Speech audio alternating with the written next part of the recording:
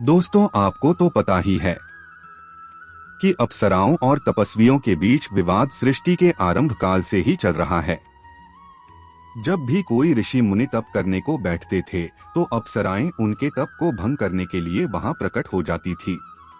इसमें कई बार मुनियों की विजय होती थी तो कई बार अप्सराओं की। वैसा ही द्वंद आज की इस कथा में भी होता है। हालांकि ऋषि कुंडू और प्रेम लोचा की तरह यहाँ 907 सालों तक तो नहीं चला, लेकिन इस घटना से कुछ नए कीर्तिमान अवश्य ही स्थापित हुए हैं।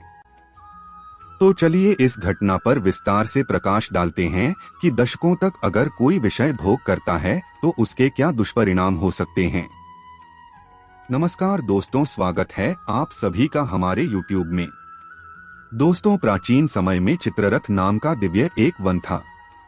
वह वन अत्यंत ही रमणीय जान पड़ता था। इतना रमणीय था कि वहां पर स्वर्ग की अप्सराएं भी विचरण करने हेतु आया करती थी।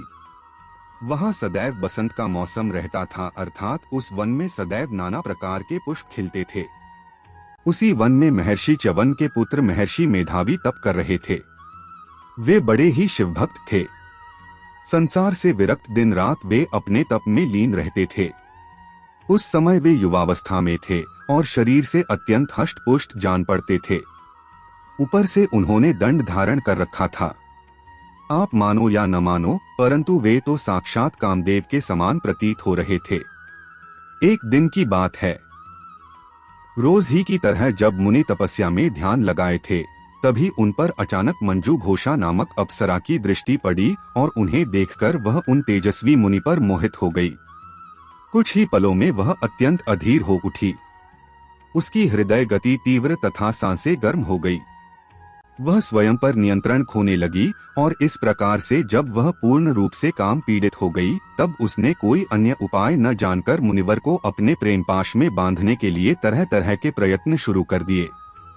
किंतु मेधावी ऋषि पर इसका कोई भी प्रभाव नहीं पड़ा। लेकिन दोस्तों, अप्सरा ऐसे ही हार मानने वाली नहीं होती। उसने उसी क्षण अपना पैंतरा बदला और हाथ में वीणा धारण की। वह अप्सरा मृगनयनी थी।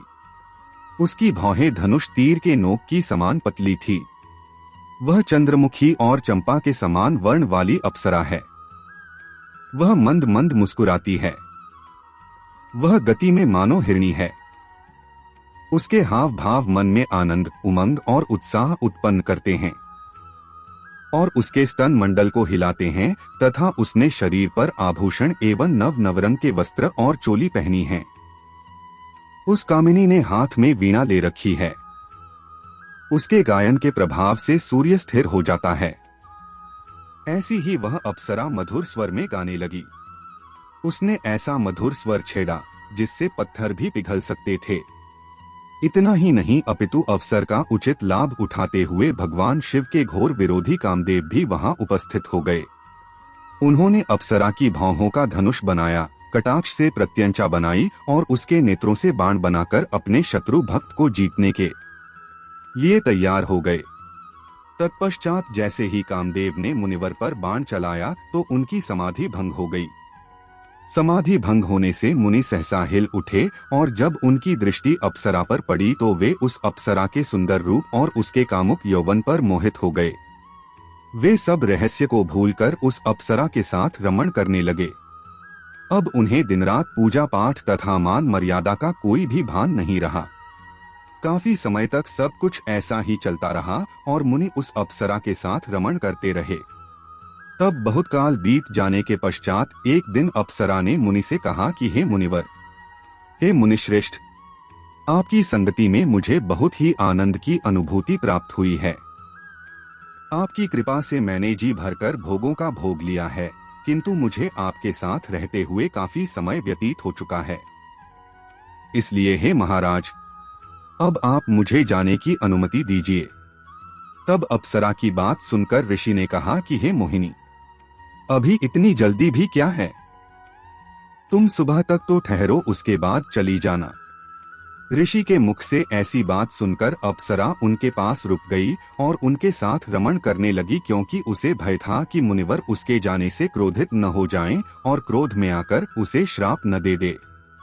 इस प्रकार से दोस्तों जब उन दोनों को साथ साथ रहते हुए फिर से काफी समय बीत गया, तत्पश्चात एक दिन पुनः अप्सरा ने ऋषि से निवेदन किया कि हे मुनिवर, हे विप्र, अब तो वाकई में बहुत समय बीत चुका है। सचमुच बहुत ही देर हो गई है। अपने जैसा कहा मैंने वैसा ही किया, किंतु अब और नहीं। कृपा करके अब आप मुझे जाने की आज्ञा दें। तब मुनि ने पिछली बार की तरह इस बार भी वही कहा कि हे रूपसी, अभी ज्यादा समय नहीं हुआ है, कुछ देर और ठहरो, सुबह चली जाना। तब अप्सरा ने कहा कि हे ऋषिवर, आपकी रात तो बहुत लंबी है, जो इतने वर्षों से समाप्त ही नहीं हो रही है। अब आप स्वयं ही सोचिए कि मुझे आपके पास आए हुए कितना समय हो गया है। तब अप्सरा की बात सुनकर मुनि को समय का बोध हुआ और वे गंभीरता पूर्वक विचार करने लगे। जब उन्होंने समय का गणित लगाया तो उन्हें पता चला कि उन्हें अप्सरा के साथ रमण करते हुए पूरे 57 वर्ष बीत चुके हैं। तब इतना अधिक समय भोग विलास में यूं ही व्यर्थ चले जाने पर मेधावी मुनि को बड़ा ही क्रोध आया। अब वे भयंकर क्रोध में जलते हुए उनके तप का नाश करने वाली उस अप्सरा की तरफ क्रोध भरे नेत्रों से देखने लगे। उनका शरीर क्रोध से कंपन होने लगा और इंद्रियां बेकाबू हो गई तथा वे क्रोध से थर्रा उठा। मुनि ने कहा, मेरे तप को नष्ट करने वाली दुष्टा, तू महापापिनी दुष्ट, तूने बहुत ही दुराचारी ली है, तुझ पर धिक्कार है। जा, मैं तुझे श्राप देता हूँ कि तू अभी इसी क्षण पिशाचिनी बन जाए। तब इस प्रकार से दोस्तों मुनि के शाप असर दिखाया और अप्सरा तुरंत ही पिशाचिनी बन गई। वह मुनि के क्रोध से थर्रा उठी और मुनि से बोली, हे ऋषि श्रेष्ठ, मुझसे बहुत बड़ी भूल हो गई है और इसके लिए मैं क्षमा प्रार्थी हूँ। यदि मुझे तनिक भी इस बात का भान होता कि आपके साथ 57 वर्षों तक रुकना पड़ेगा और ऊपर से अंत में मेरा यह हाल होगा, तो मैं कदापि आपके पास नहीं आती। विद्वानों ने तो कहा था कि साधु की संगति बड़ी ही उत्तम फलदायी होती है और आपके साथ तो मेरे इतने वर्षों की संगति थी। चलिए आप मेरी छोड़िए, किंतु लोगों के बारे में सोचिए।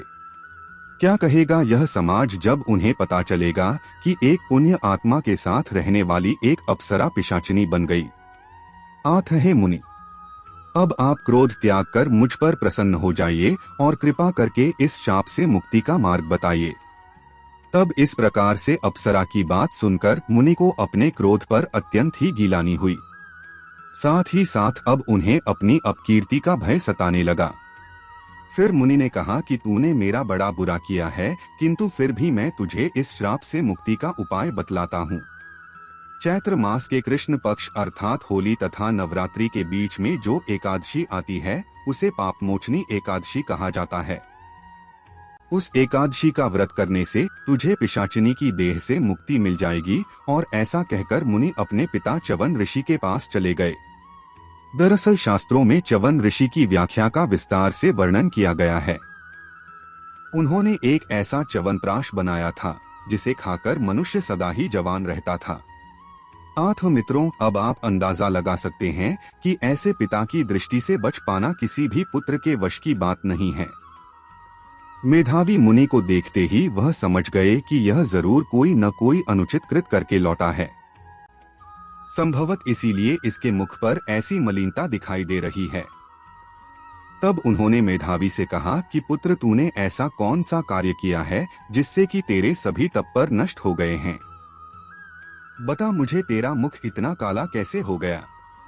तब मेधावी मुनि के नेत्र लज्जा से नीचे झुक गए और उन्होंने कहा, पिताश्री, मैंने भूल बस एक अप्सरा के साथ रमण कर लिया था और उसमें थोड़ी देर हो गई। अगर सत्य वचन कहूँ तो भोग विलास में मैं इतना रत हो गया था कि मुझे समय का भान ही नहीं रहा। बस पिताजी, इसी पाप के कारण मेरा संपूर्ण तेज और तप नष्ट हो गया है। कृपा करके अब आप मुझे इस पाप से मुक्ति का मार्ग बताइए। इस पर महर्षि च्यवन ने कहा कि यह तूने अच्छा नहीं किया पुत्र, किंतु अब ज्यादा चिंता न कर, क्योंकि तुझे तेरे किए की सजा मिल चुकी है।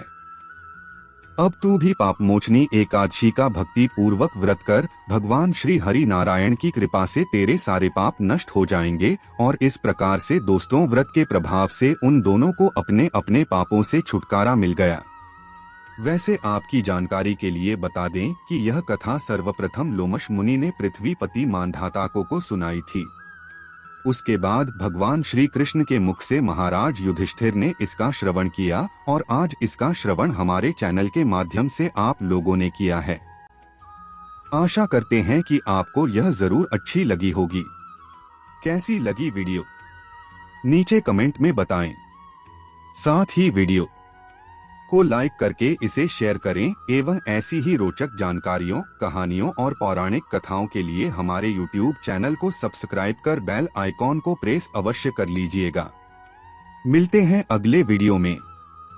धन्यवाद।